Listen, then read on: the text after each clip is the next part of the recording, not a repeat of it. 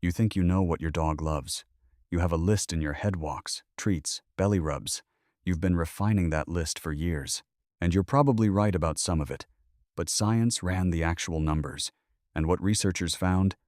When they put dogs inside brain scanners and measured what actually lights up their reward systems, is both more specific and more emotional than most owners ever suspected. Some of what's on this list will surprise you. One item is going to stop you mid-sentence.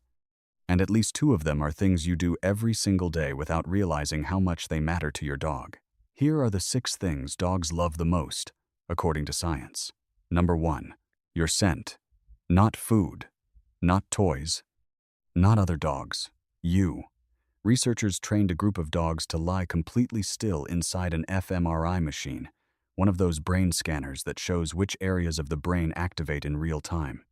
Then they exposed the dogs to 5 different scents: their owner, a familiar human, a stranger, a familiar dog, and an unfamiliar dog.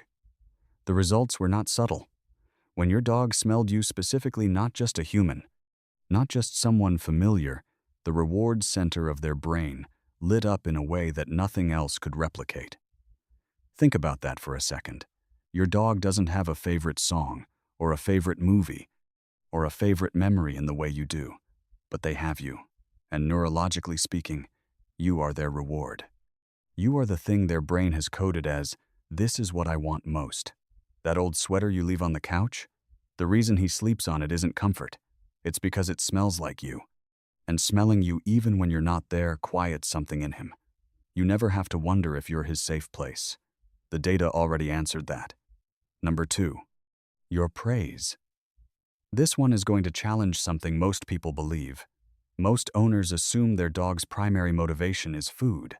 And honestly, that assumption makes sense. Dogs go crazy for treats. They learn faster with treats. They'll do almost anything for a piece of chicken.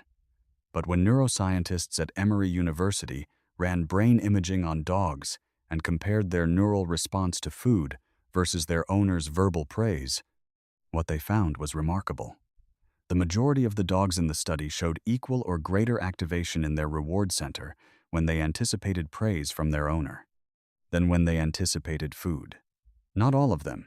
There's always an Aussie, a food-motivated outlier, who will always choose the treat. But most of them? They wanted the words more. Good boy. You did it. The way your voice changes when you're genuinely proud of them. Your dog doesn't just enjoy hearing that. His brain processes it as a reward on the same neurological level as eating.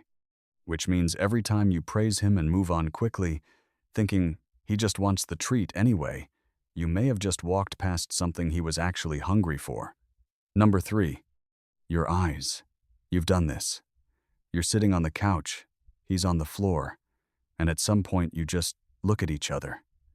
Not because anything is happening, not because you called him, just because he holds the look. You hold it back. That moment has a chemistry. When a dog and their owner make eye contact and hold it voluntarily, mutually, without any tension, both of them experience a measurable spike in oxytocin. The same hormone that floods a mother's brain when she looks at her newborn child. The same loop, the same biochemistry, between species. And here's what makes this even more specific. Wolves, even hand-raised wolves who grew up with human handlers, don't show this response. They tend to avoid eye contact with humans. The oxytocin loop appears to be something dogs developed specifically through thousands of years of living alongside us. Your dog didn't inherit the ability to look at you like that. He evolved it. That soft, relaxed gaze he gives you when you're just sitting quietly in the same room, that is not the look of an animal that merely tolerates you or only values you for what you provide. That is the look of an attachment.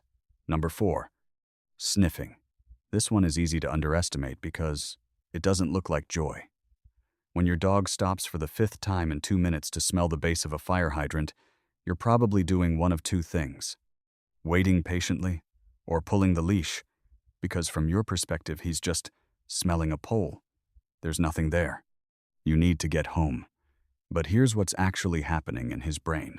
A dog's olfactory system, the part of their brain dedicated to processing smell, is proportionally enormous compared to ours. The sensory capacity is so different that comparing a dog's nose to a human's nose is almost a category error. They don't experience smells the way we experience smells. They process information through scent the way we process information through sight. That fire hydrant? That's not a poll. That's a community bulletin board. That's a week's worth of news from every dog that passed by. That's an entire social world they're reading in real time. And when researchers compared dogs who were allowed to engage in free choice sniffing to dogs who got the same amount of exercise without the sniffing component, they found something striking. The sniffing dogs showed measurably more optimistic behavior, lower stress, more relaxed, more confident. Your dog isn't wasting time when he stops to smell things. He's doing the thing that makes him feel most like himself. Number 5. Sleeping near you. He doesn't have to. You know that. You've given him a bed. Maybe you've given him a very nice bed. And sometimes he sleeps there.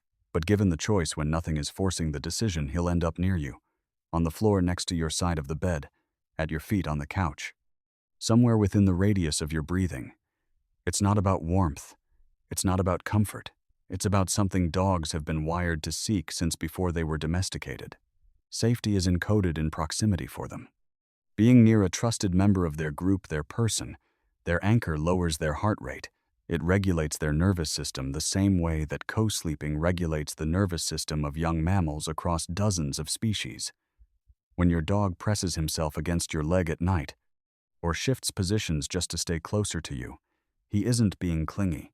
He's doing the thing that tells his body, everything is okay, I'm safe, my person is here. And the fact that you are that person, that he made that decision about you and keeps reconfirming it every single night, is not small. Number 6. A predictable routine. This might be the most underestimated item on this list. Dogs don't have calendars. They can't read clocks. But they develop an internal sense of when things happen that is far more sophisticated than most owners realize. Research on canine cognition shows that dogs track time in part through scent decay, the way smells fade over hours. Tells them, with remarkable accuracy, how long you've been gone. They map your day without being told it. They notice patterns you don't realize you repeat. Your dog knows when the alarm goes off. He knows when the weekend feels different from a weekday. He knows when you're going out soon and when you're staying in. And when that predictability holds, when the routine he's built, his mental map around, stays consistent, it creates a baseline of security that underlies everything else.